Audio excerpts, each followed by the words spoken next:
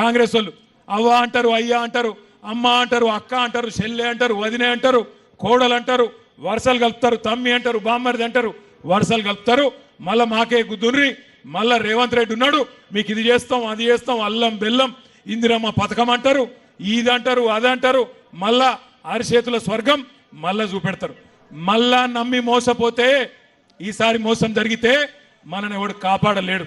అందుకే దయచేసి మిమ్మల్ని కోరేది, ఇంటికొచ్చే కాంగ్రెస్ నాయకులను గల్లా బట్టి అడగండి. ఏమాయ కొడక కేసీఆర్ ఉన్నప్పుడు 10,000 ఇచ్చినప్పుడు బాగుండే, మీవాడు 15,000 అన్నాడు కదా, ఏడవైంది 15,000 అని అడగాలి. అదేవిధంగా ఆడబిడ్డలు ఖచ్చితంగా అడగాలి. ఏమాయ కొడక 2,500 100 రోజుల్లో ఇస్తా అంటివి, మరి 35,000 రూపాయలు బాకీ ఉన్నావు, ఇస్తావా ఇయ్యవా, ఇస్తేనే ఓటేస్తా లేకపోతే దుబ్బే అనాలి. అట్లే మా తమ్ముళ్ళు ఎక్కడ వాళ్ళు అక్కడ అడగాలి. ఏమైనా స్కూటీలు మా చెల్లెళ్ళు అడగాలి, ఏమైనా స్కూటీలు లేవు కానీ లూటీ మాత్రం బ్రహ్మాండంగా నడుస్తున్నది.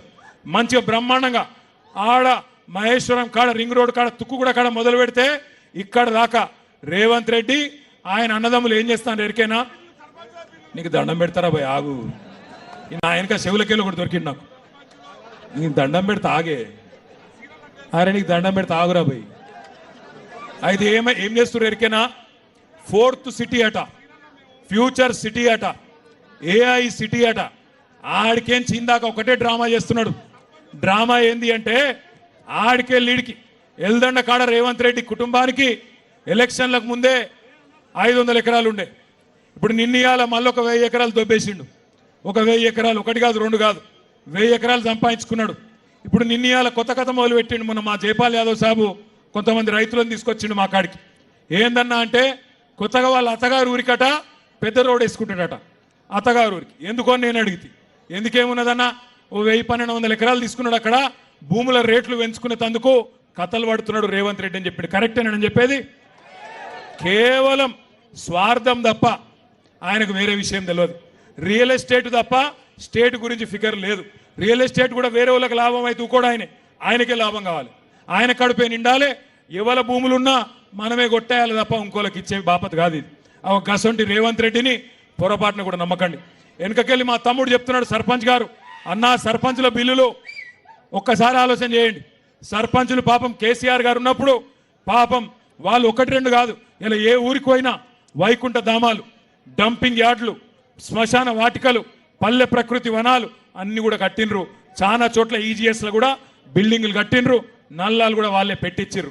ఇలా వాళ్ళని కూడా గోసవుచ్చుకుంటున్నాడు. సెక్రటేరియట్ చుట్టూ తిప్పించుకుంటా ఉన్నాడు. తిప్పి కొడితే 600 కోట్ల రూపాయలు ఇస్తే అయిపోతుంది. ఒక్కసారి ఆలోచన చేయండి, వాళ్ళకు పైసలు ఇయ్యాడు. పాడి రైతులు ఎవరైతే పాల రైతులు ఉంటారో వాళ్ళకు కూడా ఇప్పటి వరకు పైసలు లేవు. కానీ మాటలు మాత్రం కోటలు దాటుతాయి. రేవంత్ రెడ్డి గారు ఏం చెప్పిండు ఆ రోజు యాద్ చేసుకోండి ఒకసారి.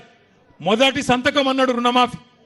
ఏమైందయ్యా అని అడిగితే ఏం చేసిండు తెలుసా, ఒక్కసారికి రుణమాఫీ కథ చెప్పి నేను బంద్ చేస్తా. వెనకటికి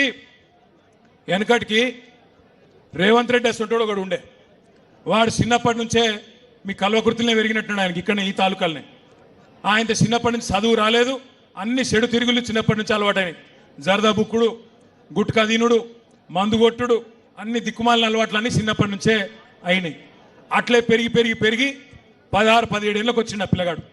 వచ్చినాక ఓ రోజు బాగా తాగి ఇంకింత తాగాలనిపించి ఆయనతో వాళ్ళ నాయన జేబులోకి వెళ్ళి పైసలు కొట్టేవేయండి. వాళ్ళ అమ్మ చూసింది, పట్టుకొని ఆయనతో దెబ్బ గుద్దితే వాడు తాగిన మత్తులో హోస్ట్లో లేడు. ఆయనతో రోకల్ బండ తీసుకొని అమ్మని కొట్టిండు, అమ్మ చచ్చిపోయింది. నాయనకి వచ్చిండు, నాయనని కూడా రోకల్ బండతో మళ్ళీ అట్లే కొట్టిండు, నాయన కూడా అక్కడనే చచ్చిపోతే పోలీసు వాళ్ళు ఊకోరు కదా, చంపేస్తే ఆయనతో తీసుకుపోయి జైల్లో పెట్టిర్రు. ఇక జైల్లో పెట్టినాక శిక్ష వేయాలి కదా, శిక్ష వేయాలన్నప్పుడు ఆయనతో జడ్జి గారు ముంగటికి ఆయన తీసుకున్న పిల్లగాన్ని ఆ జడ్జి గారు ముంగట పెట్టిరు. ఆ జడ్జి గారు జర మంచి మనిషి, మెత్తటి మనిషి, మన వెంకటేష్ గుప్తా లెక్క, మన జైపాల్ యాదవ్ లెక్క కొద్దిగా చల్లటి మనిషి. ఆ జడ్జి గారు చూసినట్టు కిందికెళ్ళి మీద దాకా చూసి, అరే నేను జీవితంలో చాలామంది లత్కోరగాళ్ళని చూసిన, చాలామంది లుచ్చగాళ్ళని చూసిన, చాలామంది దొంగలను చూసిన, కానీ నీ అంత గలీజ్గానే అయితే చూడలేదురా భయ్. ఆఖరికి నా కర్మ బాగాలేక రేవంత్ రెడ్డిని కూడా చూసిన, కానీ నీ సొంటని అయితే చూడలేదురా నేను. సొంత తల్లిదండ్రిని చంపినావు, నీకేం శిక్ష చేయాలో నువ్వే చెప్పురా అన్నాడట. అప్పటిదాకా చాలా రుబాబుగా నిలబడ్డాడు ఆ పోరాడు. కానీ జడ్జి గారు అడగంగానే 2 చేతులు కట్టుకొని, అయ్యా నేను తల్లిదండ్రులు లేని అనాథను సార్, నన్ను ఇడిచిపెట్టి సార్ అన్నాడట. ఇలా రేవంత్ రెడ్డి కథ కూడా కట్లే ఉంది. నిన్న మొన్నటి దాకానేమో మీకు చెప్పే రుణమాఫీ చేస్తా, మొదటి సంతకం పెడతా అన్నాడు. సెక్రటేరియట్ పోయిండు. ఏమంటాడు ఆడపోయి, ఇక్కడ లంకె బిందెలు లేవు, లంకె బిందెలు ఉంటాయనుకొని వచ్చి ఎవరు తిరుగుతారమ్మా? ఎవరు అర్ధరాత్రి తువాల కప్పుకొని తటపార తీసుకొని ఎవరు తిరుగుతారు లంకె బిందెల కోసం? మీరు మెల్లగా చెప్తారు, తెలియదు ఆ కలకుర్తిలా దొంగలు తిరుగుతారు. ఒక దొంగ మాటలు చెప్పి రైతులను మోసం చేసి, ఆడోళ్ళను మోసం చేసి, పిల్లల్ని మోసం చేసి, అన్ని వర్గాలను మోసం చేసిన రేవంత్ రెడ్డికి బుద్ధి చెప్పే కార్యక్రమం ఆయన అత్తగారి ఊరు నుంచే, ఆయన అత్తగారి నియోజకవర్గం నుంచే, ఆయన సొంత తాలూకా నుంచే, కల్వకుర్తి నుంచే ప్రారంభం కావాలి. ఈరోజు బ్రహ్మాండంగా ఇక్కడికి హాజరై రైతు దీక్షను విజయవంతం చేసిన మీ అందరికీ ఒకసారి శిరస్సు వంచి నమస్కారం తెలియజేస్తూ జై తెలంగాణ.